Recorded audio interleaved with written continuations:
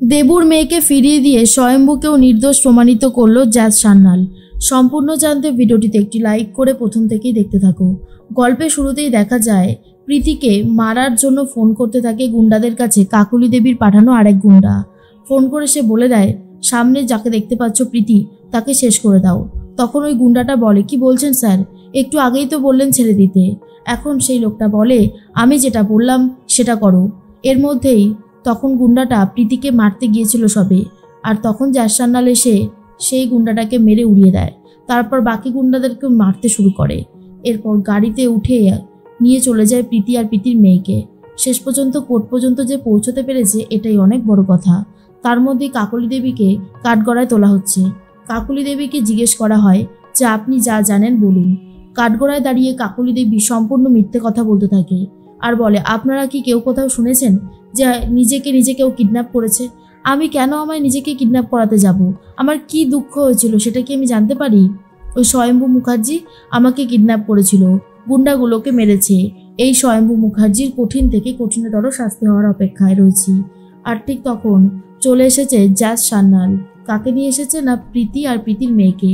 আর এদেরকে দেখার পরে তো দেবুও অনেক বেশি সাহস পেয়ে যায় আর বলে, হুজুর আমার কিছু বলার আছে, আপনি আমার কথাটা শুনুন। কিন্তু পিপি বলে, আর দেখুন আপনি আর কত কথা বলবেন, আপনাকে বলার সুযোগ দেওয়া হয়েছিল, আপনি বলতে পারেননি, সেটা আপনার ব্যাপার, কিন্তু এখন আর আপনাকে সুযোগ দেওয়া হবে না। আশা করি আপনি আমার কথাটা বুঝতে পেরেছেন। মনে মনে ভাবতে থাকে দেবু, বলতে তো আমাকে হবেই। জ্যাজ সান্যাল বলে, ইওর অনার, আমি আপনাকে কিছু কথা শোনাতে চাই। তখন পারমিশন দেওয়া হয়। জ্যাজ সান্যাল কাঠগড়ায় দাঁড়িয়ে বলতে শুরু করে, এই কাকলি দেবী ঠিক কতটা ভয়ানক। আর বলে, কাকলি দেবী গুন্ডা পাঠিয়ে দেবুদার মেয়েকে মারতে চেয়েছিল, দেবুদাকে ব্ল্যাকমেল করেছিল, তাই জন্যই দেবুদা নিজের ঘাড়ের সমস্ত দোষ নিয়ে নিচ্ছিল। আশা করি আপনি আমার কথাটা বুঝতে পেরেছেন। আর এই সব কিছুর মধ্যে রয়েছে এই দেবু আর এই দিব্যা সেন। কাকলি দেবী কিন্তু অন্যভাবে জড়িয়ে রয়েছে। প্রীতির কাছে নিজের মেয়েকে দেখে অনেক বেশি শান্ত হয় দেবু। বুঝতে পারে তার যদি সাজাও হয় তাও সে আর ভয় করবে না, কারণ দেবুর মেয়ে যে সুস্থ আছে, ভালো আছে। বৈদেহী মুখার্জি উৎসবকে বলে, উৎসব এবার নিশ্চয়ই দেবুর বড় কঠিন শাস্তি হবে। কিরে, কিছু বলছিস না কেন? উৎসব তখন বলে, মা আমি কি বলবো বলো তো, আমি নিজেই বুঝতে পারছি না। জজ সাহেব রায় ঘোষণার জন্য একদম রেডি আর বলে, সমস্ত সাক্ষ্য প্রমাণ শুনে বুঝে এই সিদ্ধান্তে উপনীত হইয়াছি যে দেবু দিব্যা সেন এই মামলায় ওতপ্রোতভাবে জড়িত রয়েছে। তাদের বেল দেওয়া হবে না, তারা জেল হেফাজতেই থাকবে। আর কোর্ট আজকের মতন শেষ হয়ে যায়, কিন্তু অবশ্যই তার আগে স্বয়ম্ভু মুখার্জি নির্দোষ প্রমাণিত হয়। আর এটা শোনার পর জ্যাজ সান্যাল জিতে যায়। এমনকি প্রীতির মুখেও হাসি ফুটেছে, কারণ প্রীতি জানে আজ যদি জ্যাজ সান্যাল তাকে না বাঁচাতো, তার বাচ্চাকে না বাঁচাতো, তাহলে তারা সুস্থ হয়ে এখানে দাঁড়িয়ে থাকতে পারতো না। এরপর জগদ্ধাত্রী বলে, প্রীতিদি আশা করি তুমি তোমার মেয়েকে নিয়ে সুস্থ আছো, আর কোনো বিপদ তোমাদের হবে না। জগদ্ধাত্রীর কাছে ক্ষমা চায় প্রীতি আর বলে, তুমি না থাকলে তো আজ আমরা মা আর মেয়ে দুজনাই শেষ হয়ে যেতাম। এর মধ্যেই কাকলি দেবীর কিছু হয়নি ঠিকই, কিন্তু দিব্যা সেন আর দেবুদাকে জেল হেফাজতে নেওয়া হচ্ছে। জেল হেফাজতে নেওয়ার আগে দেবুদা তার মেয়েকে জড়িয়ে ধরে অনেক কান্নাকাটি করতে থাকে। এরপর স্বয়ম্ভুর কাছে চলে যায় জগদ্ধাত্রী আর বলে, ঠিক আছে তো? স্বয়ম্ভু বলে, তোমার মতন ওয়াইফ যাদের পাশে আছে তারা কি কখনো খারাপ থাকতে পারে? খুব ভালো আছে জগদ্ধাত্রী। এরপর জগদ্ধাত্রীকে ফোন করেছে বড়দি আর বলে, আমি খবরটা পেয়ে গেছি, সুখবরটা পেয়ে গেছি জগদ্ধাত্রী, আমি আজকে খুবই খুশি। ঝটপট বাড়িতে চলে এসো, আর দেরি করো না, বাড়িতে একটা বড় করে সেলিব্রেশন করতে হবে। জগদ্ধাত্রীর হাত ধরে স্বয়ম্ভু বেরিয়ে যাচ্ছে। এরপর রাজনাথ মুখার্জি বলতে থাকে, জানো তো বৌদি, আজ আমি অনেক খুশি। ভার্গবী মুখার্জি বলে, সেটাই তো বুঝতে পারছি না রাজনাথ, আজ কি নিয়ে এত খুশি? রাজনাথ বলে, বলছি। আরে বাবা, তোমাদের বলবো না তো আর কাকেই বা বলবো? এত বড় একটা সুখের খবর আজকে আমার জন্য, সেটা আর বলার কথা না। আনন্দে একেবারে নাচতে ইচ্ছা করছে এই বয়সে। আর এই যে চাঁদু, আমি বলেছিলাম তো স্বয়ম্ভু কোনো অন্যায় করতে পারে না, ওর গায়ে উর্মিলার রক্ত বইছে। বৈদেহী মুখার্জি ফিরে এসেছে জ্যাজ আর স্বয়ম্ভুকে দেখে রাজনাথ মুখার্জি খুবই খুশি হয়ে যায় আর বলে, আজকের মতন খুশি আমি কোনোদিনও হইনি। রাজনাথ মুখার্জি এটাই বলতে থাকে।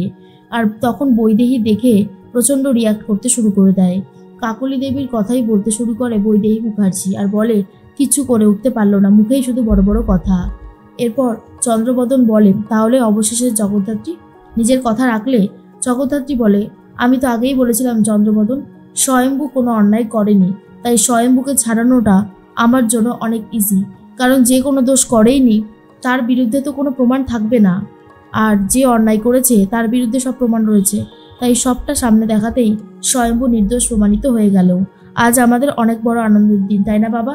রাজনাথ মুখার্জি বলে, একদম ঠিক কথা বলেছ, একদম উচিত কথা বলেছ। আচ্ছা বৈদি, তুমি পারো না স্বয়ম্ভুকে মায়ের মতন ভালোবাসতে? বলো না, তুমি তোর মা, যতই সৎমা হও না কেন, তুমি তো একজন নারী, তুমি তো একজন মা, তাই না?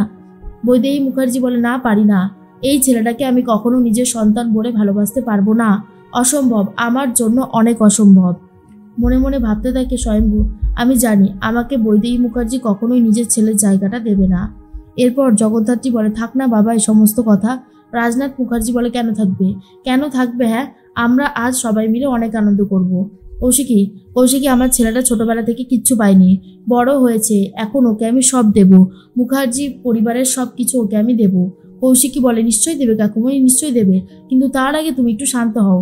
এত বাড়াবাড়ি করলে কিন্তু তোমার শরীর খারাপ হয়ে যাবে, তুমি তো জানো তোমার প্রেশার অনেক হাই। বৈদেহী মুখার্জিও একই কথা বলতে থাকে।